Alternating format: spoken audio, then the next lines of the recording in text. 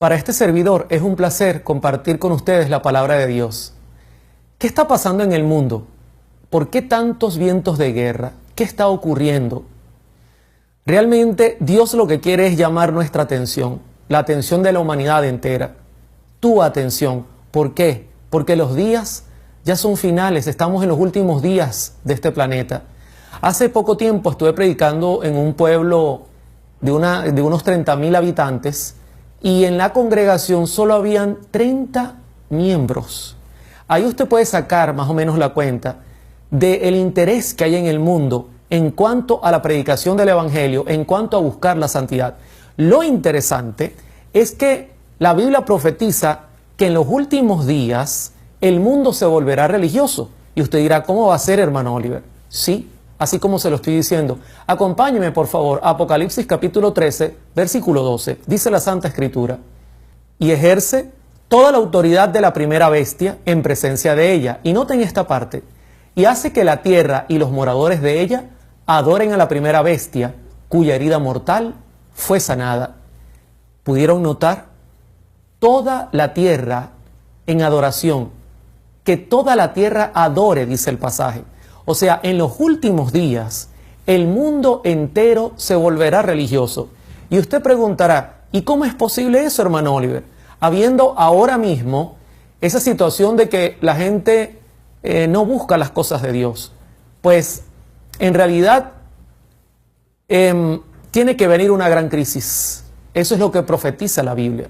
Tiene que venir una crisis enorme. Hay un sociólogo llamado Michael Barkun que en un libro presenta algunas características en cuanto al patrón de pensamiento. Para que usted tenga idea, hoy día el patrón de pensamiento o el paradigma que tenemos es buscar lo secular, buscar aquellas cosas que el mundo ofrece, la diversión, el pecado y nada espiritual. Este sociólogo, que no escribe para el cristianismo, lo que hace es un estudio, él dice que hay dos formas de que el hombre cambie su patrón de pensamiento. Una de ellas es a través de muchos años, pero sabemos que esa no es nuestra opción, porque todas las señales se están produciendo de manera muy rápida.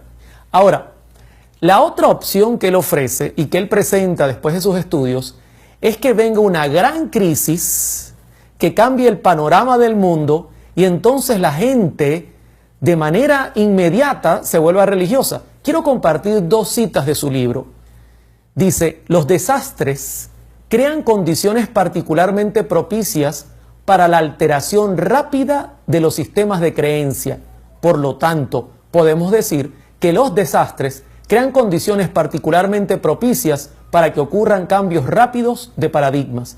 En pocas palabras, los desastres, las grandes crisis, pueden crear un cambio rápido en el pensamiento. El mundo que está perdido en los pecados, que está frío, de repente se puede volver rápidamente religioso. Otra cita interesante: los desastres ofrecen circunstancias naturales inusuales para la adopción súbita de nuevas creencias. La adopción súbita de nuevas creencias. Un cambio inmediato, un cambio súbito, no que necesite mucho tiempo, sino que repentinamente una gran crisis mundial hace que el mundo se vuelva religioso, como lo presenta Apocalipsis 13.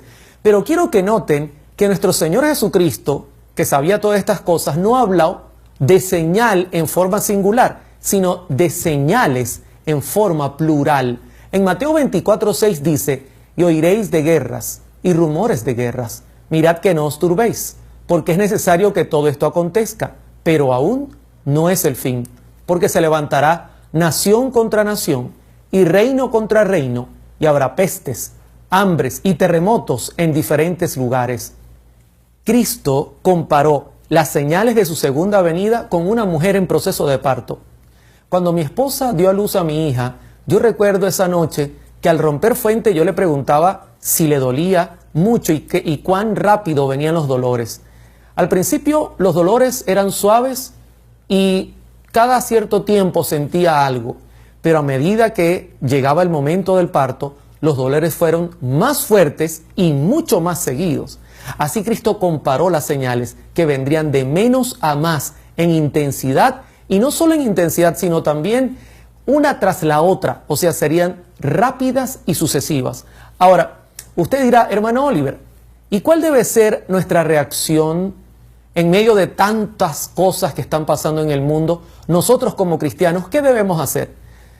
Quiero citar Mateo 24:32 y dice la Escritura, de la higuera aprended la parábola. Cuando ya su rama está tierna y brotan las hojas, sabéis que el verano está cerca. Verso 33. Así también vosotros, cuando veáis todas estas cosas, conoced que está cerca, a las puertas. Como cristianos, todos debemos entender y reconocer que las señales se están apresurando. Y entonces prepararnos cada día. Hay gente que me dice, hermano Oliver, tengo miedo que llegue esa gran tribulación y que yo no la pueda superar. Y siempre les respondo, tu trabajo es superar la prueba de hoy. Si tú pasas la prueba de hoy y te concentras luego mañana en la prueba de mañana y así sucesivamente, cuando llegue el momento de la gran prueba estarás listo y podrás superarla. Ahora, lo interesante es que no solamente nosotros necesitamos prepararnos, sino también advertir al mundo. Y esto es un problema que me tiene muy preocupado, ya que últimamente veo que nuestros sermones parecieran no alertar, parecieran hablar de tranquilidad, hablar de confianza, solo hablar del amor de Dios, de la justicia de Dios, cuando tenemos un mensaje único que predicar. Tenemos una alerta que debemos sonar con fuerza. Así te llamen fanático, así digan que eres un sensacionalista. Tu deber es predicar el Evangelio de Cristo y alertar al mundo que su venida es inminente. Quiero aprovechar y citar lo que vio el profeta Ezequiel en el capítulo 33, verso 6. Pero si el atalaya viere venir la espada y no tocare la trompeta, y el pueblo no se apercibiere, y viniendo a la espada hiriere de él alguno, este fue tomado por causa de su pecado, pero demandaré su sangre de mano del atalaya. Verso 7. A ti, pues, hijo de hombre, te he puesto por atalaya a la casa de Israel, y oirás las palabras de mi boca, y los amonestarás de mi parte. Nuestra misión es alertar al mundo. Una gran tormenta se está preparando. Algo grande viene. El mundo no lo conoce. Nosotros conocemos las profecías. Se nos ha dado gran luz sobre este tema, pero la tenemos escondida bajo la cama. No la estamos predicando. Y si el mundo se pierde por nosotros no presentar esa luz, seremos culpables de juicio. Esto debemos tomarlo muy en cuenta. Ahora, aparte de esto, tenemos que ser solidarios. A medida que vengan los desastres naturales como los huracanes y las situaciones que están habiendo en el mundo, Dios nos pide que seamos cristianos, solidarios, como escribió Pablo en Hebreos capítulo 13, verso 16. No se olviden de la solidaridad y de hacer el bien, que tales sacrificios son los que agradan a Dios. El cristianismo práctico es servir, dar lo que necesita la gente, agua, comida, albergue, hospedaje. Todo esto va a ser muy necesario en los últimos días, no solamente predicar el Evangelio, sino también tener una mano ayudadora. Y nosotros somos llamados a hacer este trabajo. Ahora, en mi programa y en Facebook, mucha gente me pregunta, hermano, ¿y cuál es la señal de salir de las ciudades? Y yo respondo con una contrapregunta. ¿Y cuál es la señal de que nosotros vivamos en las ciudades? ¿Dónde tú consigues en la Biblia que Dios haya tenido ese plan? Eso no está en la Escritura. Déjame citar Génesis 2:8, dice la Biblia, y Jehová Dios plantó un huerto en Edén, al oriente, y puso allí al hombre que había formado. El plan de Dios nunca fue que el hombre viviera en grandes ciudades, en selvas de bloque, ladrillo y cemento, nunca, lleno de humo, de smoke y de tantas cosas que se ven. El plan de Dios es que el hombre viviera en lugares abiertos, en medio de la naturaleza. Pero lamentablemente nosotros nos hemos acostumbrado a las ciudades. Ahora, tú dirás, hermano Oliver, pero si no estamos en las ciudades, ¿cómo se predicará el Evangelio allí? Fíjense que la sierva del Señor, presentando una cita bien interesante, Elena de White, dice lo siguiente: muchos tendrán que trabajar laboriosamente para ayudar a abrir el camino, pero hasta que sea posible salir. Durante todo el tiempo que permanezcan en ellas, las ciudades, deberían ocuparse activamente en el trabajo misionero, por muy limitada que sea su esfera de influencia. El único motivo que nos puede mantener en una ciudad es predicar el Evangelio. De hecho, yo vivo en una ciudad pequeña y el motivo por el cual yo estoy acá es porque manejamos una serie de emisoras que amerita mi presencia en este lugar y manejar todos los sistemas, trabajando dedicado a hacer la obra misionera. En mi esfera hago mi mayor esfuerzo. Pero lógicamente el llamado de Dios es que si tú no estás haciendo esto, pues comiences a hacer planes. En otra cita ella dijo: en armonía con la luz que me fue dada, insto a la gente a salir de los grandes centros poblados. La perversidad de nuestras ciudades aumenta y cada vez resulta más evidente que los que permanezcan innecesariamente en ellas correrán el peligro de perder sus almas. Elena de White lo vio claro. Vivir hoy día en las ciudades es muy peligroso y podemos hasta perder nuestra salvación. Así que nosotros deberíamos ya tener planes de salir si aún estamos en ellas, de comenzar a prepararnos. Ahora, algunos me preguntan, ¿acaso no es la ley dominical y la unión de la iglesia y el Estado la primera señal que Dios nos da para salir de las ciudades? Déjame decirte que no. Cristo dice en Mateo 24:15, por tanto, cuando veáis en el lugar santo la abominación desoladora de que habló el profeta Daniel, el que le entienda, entonces los que estén en Judea huyan a los montes.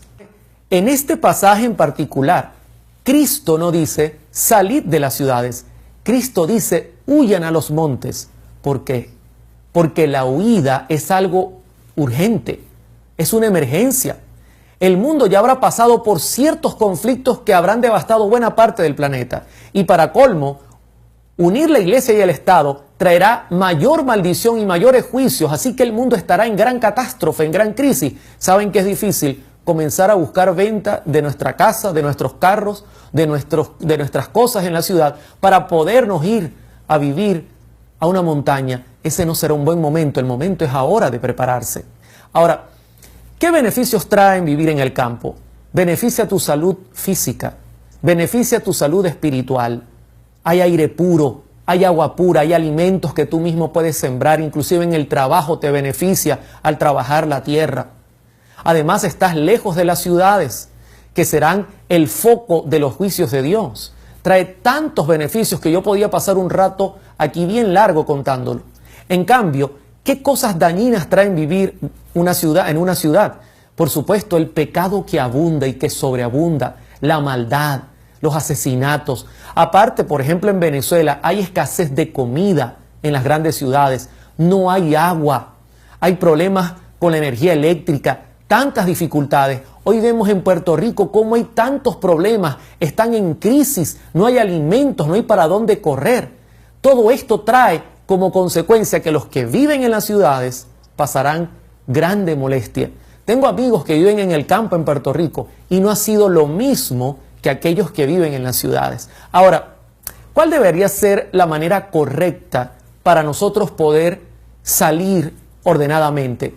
Yo te recomiendo que no lo hagas alocado. No es que vamos a salir corriendo y yo que no sé sembrar, que yo no sé de tierras, que yo no sé de nada y voy a vender todo y me meta yo en un problema. No, no, no. Calma. Hay que hacer las cosas bien premeditadas. Por eso ahora tenemos tiempo de hacerlo. Y fíjate que en Lucas 14:28 Cristo dijo, porque ¿quién de vosotros, queriendo edificar una torre, no se sienta primero y calcula los gastos a ver si tiene lo que necesita para acabarla? No sea que después que haya puesto el cimiento y no pueda acabarla, todos los que lo vean comiencen a hacer burla de él, diciendo, este hombre comenzó a edificar y no pudo acabar. Creo que para ti no es nuevo saber lo que está pasando en el mundo. México en crisis. Huracanes han colapsado parte de Estados Unidos y las islas del Caribe. Hay vientos de guerra en el mundo. Y entonces por eso Cristo dice, calcula tu salida, prepara todo bien, piensa, busca sabiduría, pero hazlo ahora que hay tiempo. No esperes la última señal, que es la unión de la iglesia y el Estado. No, ahora es el momento. Hazlo con calma, ordenadamente, para que todo te salga bien. Dios estará bendiciendo ese esfuerzo. Hermanos, la crisis se avecina. Una tormenta terrible está por sobrecogernos. Necesitamos predicar este evangelio. Necesitamos alertar al mundo. Necesitamos decirle al mundo las verdaderas causas de todos los conflictos que están pasando, que es simplemente que se ha violado la ley de Dios, que el hombre vive en pecado, que el hombre se ha olvidado de la existencia de Dios. Ese es el verdadero motivo de todo lo que está pasando en esta tierra. Y tú y yo somos protagonistas. Necesitamos levantar la voz, llamar a las personas a arrepentirse y a prepararse, porque la venida de Cristo está muy cerca. Que Dios te bendiga y que Dios sea tu paz.